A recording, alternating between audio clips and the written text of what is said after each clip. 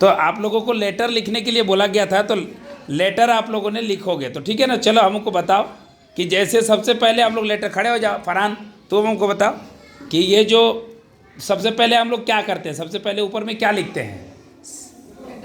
Address किसका? भेजने वाले का। सेंडर एड्रेस क्या लिखा गया है?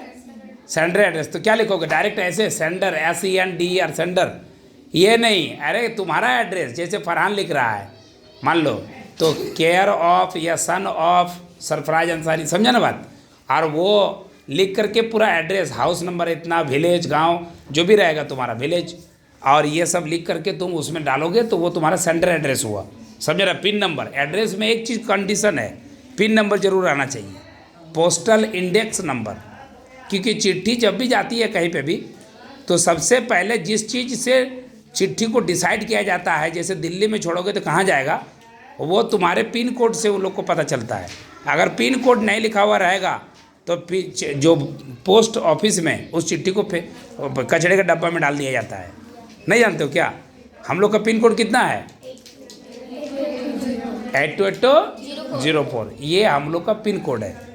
ये डालेगा तो दिल्ली से भी कोई डालेगा तो ये पिन कोड मारेगा तो समझ जाएगा कि मुगमा के सामने का कोई माना, जो हेड पोस्ट ऑफिस हम लोग को मुगमा है, तो हेड पोस्ट ऑफिस के सामने में कोई ये है 828004 जो दिया है, तो 8282 मुगमा का है। और 04 जो होता है वो अलग अलग गांव में कुछ बना के उन लोगों ने कोड बनाया है ना। 8282 मुगमा का है, इतना याद रखना। और 8280 तक मान के चलोगे यार, 4 1 2 3, और तुम जानते हो 828201 भी होता है। हाँ, कितना यहाँ पे पिन है, 828201, 828203, है ना। अब देखो गोविंदपुर का जैसे है 828109 है उधर का, जैसे मुर्गाबनी साइड का कितना है जानते हो? कितना है? 828109। इसका मतलब है 8281 अन्य जगह का है, दूसरे जगह का है। और हम लोग का यहाँ कितना है? 828204, तो 8282 रहेगा, तो इसका मतलब मुगमा का है, समझा ना। और 04 जो है वो गांव के हिसाब से अलग अलग जगह पे बांट के रखा उन लोगों ने कि 04 देंगे ना, 02, 01 किधर का है, 03 किधर का है, समझा ना भाई। ये सब है, ठीक है। तो चलिए, हाँ एक हो गया तुम्हारा, समझा दिया गया। अगला है कि उसके बाद क्या लिखेंगे बाबू? डेट डालेंगे कि किस डेट को ये चिट्ठी लिखी गई, सही है। और क्या लिखेंगे? आप जिसको लिख रहे हैं उसका नाम, जैसे मान लो कि तुम किसी को लिख रहे हो, क्या नाम दोगे? क्या लिखोगे? नहीं कैसे लिखते हो उसको, क्या लिखेंगे? हाँ, माय डियर, हाँ साबान लिखोगे तो साबान लिख सकते हो। उसके बाद क्या लिखोगे बता तो? हाँ एप्लीकेशन, तो क्या रहेगा? जैसे क्या लिखोगे? जैसे अब जैसे किसी टीचर को लिखोगे तो रिस्पेक्टेड लिखना पड़ेगा, किसी ऑफिसर को लिखोगे तो रिस्पेक्टेड, रिस्पेक्टफुल्ली ऐसा लिखना पड़ता है कि हमको माना सम्मान दे के। इसका मतलब ये हुआ सम्मान, महाशय, हिंदी में महाशय बोलते हैं, महोदय बोलते हैं ना, काहे? क्योंकि उसका सम्मान दिए हम। और अगर दोस्त को लिखेंगे तो कौन सी का सम्मान? सीधा डियर फ्रेंड, है ना, समझा ना, डायरेक्ट लिखेंगे सीधा। चलिए बताओ क्या लिखा है, उसके बाद क्या लिखेंगे? याद करने का चीज़ नहीं है ये सब, है। हाँ, थैंक्स लिखना कोई जरूरी नहीं है।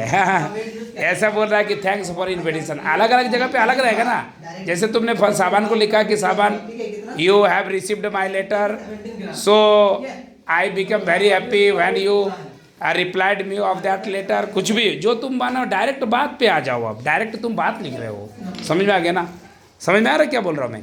तो इन सब चीज़ों पर ध्यान देना है ना, तब धीरे धीरे डेवलप होगा। पढ़ाई एक दिन की चीज़ नहीं है बाबू, बहुत लंबा समय तक इस बेंच में जो वक्त गुजारता है उसी को माना जाता है कि वो पढ़ाई लिखाई किया। वरना तो यहाँ कोई भी आदमी उठ के बोल देगा कि हम भी पढ़े, वैसा थोड़ा ना होगा।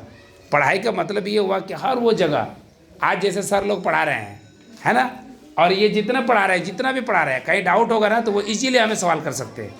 और अगर हमें नहीं आता तो फिर हमने भी पढ़ाई नहीं किया, समझ में आया ना। तो कंप्लीट टीचर या कंप्लीट नॉलेजेबल होने के लिए you have to spend the time in the class also, है ना। बहुत लंबा समय तक पढ़ने की ज़रूरत है, धीरे धीरे आदमी सीखता है, ठीक है।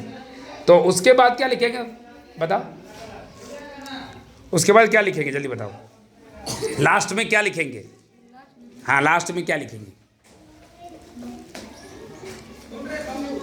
तुम बोलो अपना नाम। अपना नाम, और जैसे तुम दो तो क्या लिखेगा, योर्स कुछ लिखता है ना, जैसे अगर योर्स सिंसियरली, सिंसियरली लिखता है, कोई फैथफुल्ली लिखता है, कोई है ना, इस तरह का। जो छोटा भाई रहेगा तो सिंसियरली लिखेगा। और योर लविंग, जैसे योर लविंग वन, मान लो कि अगर तुम छोटा भाई है ना, तो लिख सकते हो बड़ा भाई को कि योर लविंग वन, तुम्हारा प्यारा भाई। नहीं समझ में आया? तो इस तरह